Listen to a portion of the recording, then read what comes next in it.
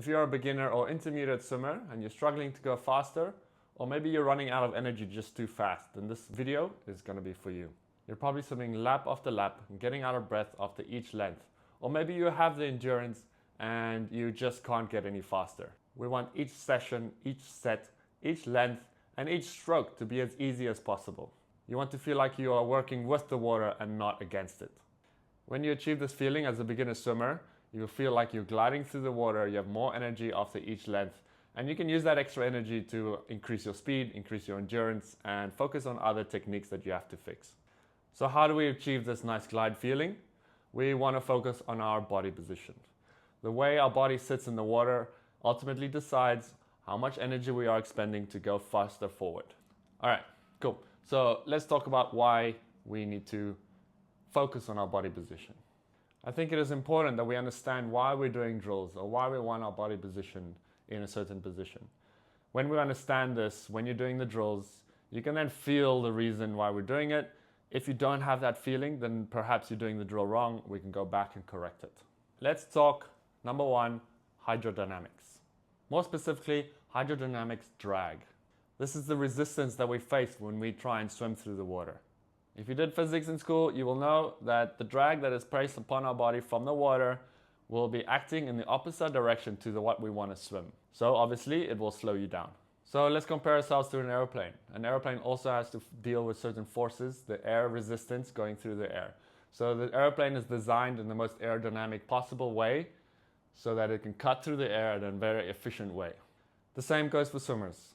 We need to place our body in the most optimal position, flat, high in the water. This reduces the drag from the water onto our body, and therefore we will swim more efficiently and faster. All right, number two is energy conservation. Let's go back to the plane. The plane can only take so much fuel. So if the plane is not aerodynamic enough, it will consume more fuel, more energy, and therefore it won't make its destination. If you don't make the destination, crash. All right, that's not good for anybody. Probably too dramatic. Oh well. So if you can get your body in the water higher and flatter, that will decrease the resistance, therefore you will save more energy and you will last longer. So we're saving energy by becoming more efficient. All right, number three, just like a plane needs to balance with its wings to cut through the air as efficiently as possible and navigate to its destination. Swimmers need to do the same. We need to minimize the lateral movements that we have on our body, because any lateral movements will obviously increase our drag in the water. And therefore you won't be able to go as fast, and resistance will increase and you won't save as much energy. So we need to stay nice and stable in the water. All right, we've got a few more to go. Stay with me, or if you're bored by this point, maybe you can skip to the drills at the end, no problem. Number four is power generation. We need to place our body in a position where we are the strongest, where our muscles will work most efficiently and create the biggest propulsion possible. Each muscle, each joint, and each movement of the body will have an optimal range or position that it works in. So we have to stay within that range to make sure we're the strongest in that position. Once you get tired and you lose that body position, then so will your efficiency and strength in the water. All right, number five is breathing. Our position while breathing is even more important. Especially as a beginner, you're probably breathing in a really high head. You're increasing the drag that's putting on your body, and therefore you're making life quite difficult for yourself. So when you're breathing, your head position, your arm position, your body position becomes very important. This is to ensure that we don't increase the drag too much when we're breathing to the side. Breathing is quite important, but it is not efficient. This is why the 50-meter freestyle sprinters in the Olympics and all of them, most of them do not breathe during their 50 freestyle race. But obviously, as you're doing 100 or more, we need to breathe. We need oxygen for our muscles to work. So breathing in the most optimum position is very important. Okay, lastly, number six, before we go into the drills, is stroke technique. This is just a quick one, just to understand that each stroke has its own optimum positions.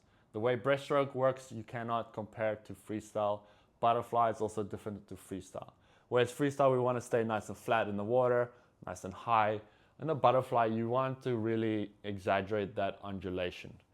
So the drills that I'm going to mention today is going to be based on freestyle stroke. In later videos, we might look a bit more at the other strokes. Oh, my mouth is dry. I need some water. That's better.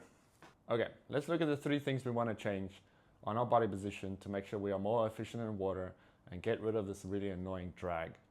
All right, number 1, I think, is the most important. People underestimate how important your kick is. A strong kick will not only increase your propulsion moving forward, but it will also raise your body in the water. Try it sometime. Kick as hard as you can. If you do it properly in the right body position, you'll feel your body will lift out a little bit out of the water.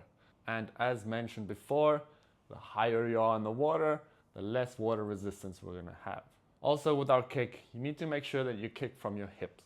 A lot of beginner swimmers, they kick from the knees and they feel that this is easier, but what happens is your kick is less efficient and your knees are also kicking down into the water.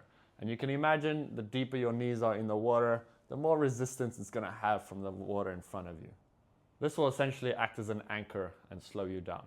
Another thing to note is a lot of beginner swimmers, they're just swimming kilometers and kilometers, lap after lap, and not really breaking down the stroke and thinking about what they're doing.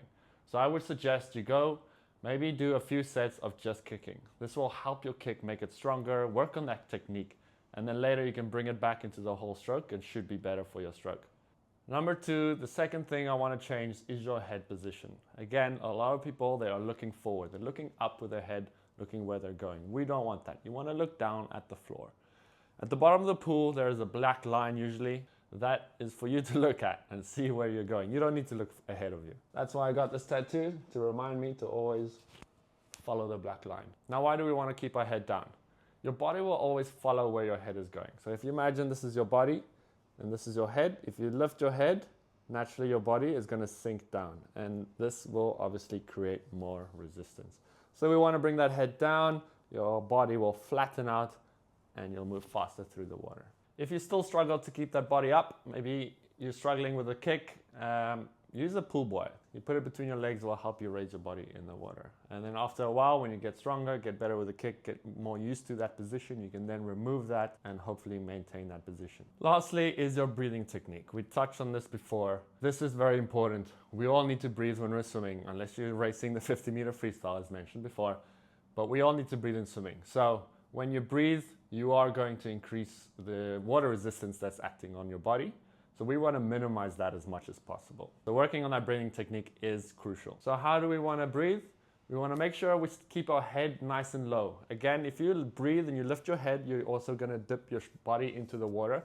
So you want to keep the head nice and low. A good cue is to have your ear touch your shoulder. So as you rotate, you keep the arm up, shoulder touching your ear. And look at the sweaty patch. So you want to have the ear touch the shoulder, keep the shoulder nice and high. This will make sure that the shoulder does not dip in too deep into the water. It will keep your head down. Another cue that works is keeping your eye underwater, just one eye. So as you breathe, you rotate and you keep your one eye underwater. And the water line will go between your eyes, okay? You might think you might not be able to breathe in this position, keeping your head nice and low. But if you're going at any kind of speed, there should be a bit of an air bubble around your mouth so you can breathe just fine. Remember to breathe out in the water so you have plenty of time to breathe in when you're rotating. If you wait to rotate and then breathe out, you're not going to have time to breathe in as well. So make sure you breathe out with your head down and then in on your side and then breathe out, head down again. So now with these tips, go and practice them. You should have a stronger kick. You should be higher in the water, a nice flat position. You're going to save so much energy and you'll be able to go faster and longer. So to finish off today, got it, which means keep kicking. So go back to the pool, practice your kick, get a nice strong kick. It's going to help you a lot. And if you haven't seen my recent video, having a chat with Farah Master about the World Championships, we should be going on about now, depending on the release of this video. Check out the clip here or here. I'm not sure where it will come, somewhere here. All right, bye.